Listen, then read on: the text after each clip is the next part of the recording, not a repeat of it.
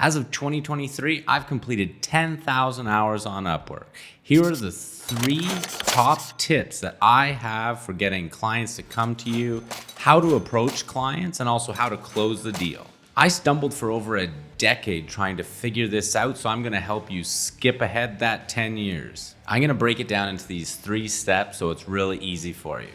Getting clients to come to you, you going to clients, and then closing the deal. There are 2 types of sales strategies that are absolute must-knows for successful freelancers. Inbound sales is when clients find you and come to you with proposals, and outbound sales when you go to clients looking for work. Both of these sales strategies are incredibly important, and learning to balance both of them makes you a successful freelancer. Step number 1, how to get inbound sales. This step is all about clients coming to you. Inbound is really the holy grail of freelancing, as you don't have to put in any work in order to get the work. The main thing to start developing inbound leads is to start treating Upwork and all of your other profiles, whether they're on LinkedIn or whether they're on Upwork, like a search engine. You have to write content and write profiles that bring clients to you. The easiest way is to add keywords that users might be searching for to find you. The first piece is really just a 100% completed profile, whether that's on LinkedIn or Upwork. Seems obvious, right? Wrong. I don't mean just adding the basic information when it comes to a completed profile, like your profile picture or a headline. I mean filling in every single character that you're provided. By filling in all of the characters that you're provided on your profiles, you increase the probability that clients will come to you because they found you doing a search. This happens because by having a fully completed profile, you have naturally more keywords in your profiles. On Upwork, you're given 5,000 characters on each of your primary and specialized profiles. And on LinkedIn, you get 2,600 characters. So making sure that you're filling out all of this is incredibly important. Not only should this 15,000 character limit be used on Upwork, but it should also be optimized for search. One of the tools that I use all the time that I've linked below in the description is SurferSEO. Using this app to help me write content has dramatically increased the amount of views I get to my profiles. More views equals more inbound contracts. The second piece is having a completed project catalog. This one also might seem obvious, but very few freelancers take advantage of the 20 services they're provided. When writing for your project catalog, make the same considerations as writing for your profiles. Always optimize it for search.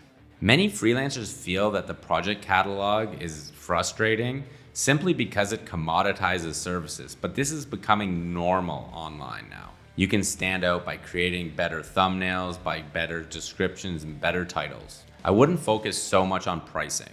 Standing out is not necessarily a race to the bottom.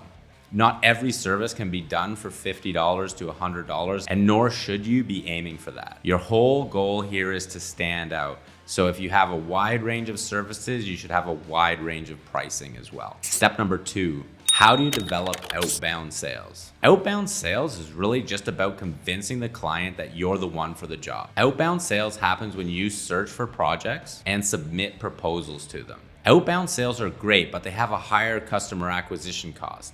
Customer acquisition cost is really just how much time and how much money it costs you to get a client.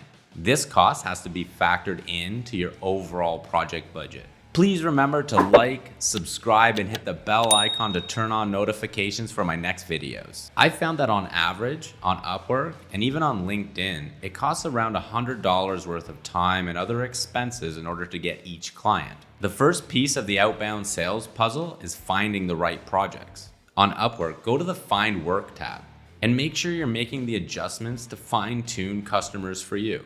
When you submit a proposal, one of the things to look for is too many questions from the client. Sometimes they make the process very convoluted for you. I've found that these clients are always difficult to work with, so it's better just to look for clients that ask 1 or 2 questions on the initial proposal. More questions can be asked later during your initial consultation. Make sure that you're balancing both flat rate and hourly projects. The second step to getting outbound sales is a great project proposal. You can go to my website at www.creatively.com and download my free pitch proposal template. At the end of this video, I've linked to another video on how to write a great proposal for Upwork. When sending your proposal, here are 3 great tips to help you get hired. Make sure your proposal is personalized in the first sentence. I always add the customer's name and the project name in that first 2 sentences. Add a presentation to your proposal to give the customer a more comprehensive look at your overall services and experience. The third one is always add 3 tiers of pricing. What this does is it doesn't stop a client from working with you because of a particular budget. It gives them a range to choose from, which gives them control, and also leaves them confident knowing that the project is going to fit their budget. Step number 3, how do you close the deal on Upwork? Closing the deal on Upwork happens when these 3 things meet. The first one is client confidence. How confident are they that you can do the job and that you're very low risk to work with? The second one is budget alignment. If you've given them the 3 tiers to choose from, this gives them options. Number 3 is a successful presentation. Client confidence is built when these 3 things align and they feel like you're the right one for the job. Aim to listen to the client's needs and propose solutions that you can provide within the project scope. When clients spend money with you, they want to realize that you're the lowest risk option. One of those risks comes from budget. Clients generally want to know 3 things. How much will it cost? Will the project go over budget? How do revisions work? The third and final thing is successfully bringing all of these pieces together in your presentation. I always recommend adding a presentation to each proposal because it leaves the client with something to remember you by. They don't have to go back to the platform in order to find your proposal. And don't worry about trying to close a deal on the first contact. It always takes a few to get things going and to build that confidence. Typically, clients will wait a few days and want to review everything before they get back to you. This is completely normal. Always leave your client with these 3 things. Confidence that you can do the work. Having the work scope stay within their budget. Making sure that your presentation stands out among the competitors. Now you've learned how to find clients, how to get clients to come to you, and how to close the deal. If you have any questions, feel free to add them to the comments below. Visit me at www.creatively.com for my free proposal template and for one-on-one coaching. Check out my next videos for more content on becoming a successful freelancer.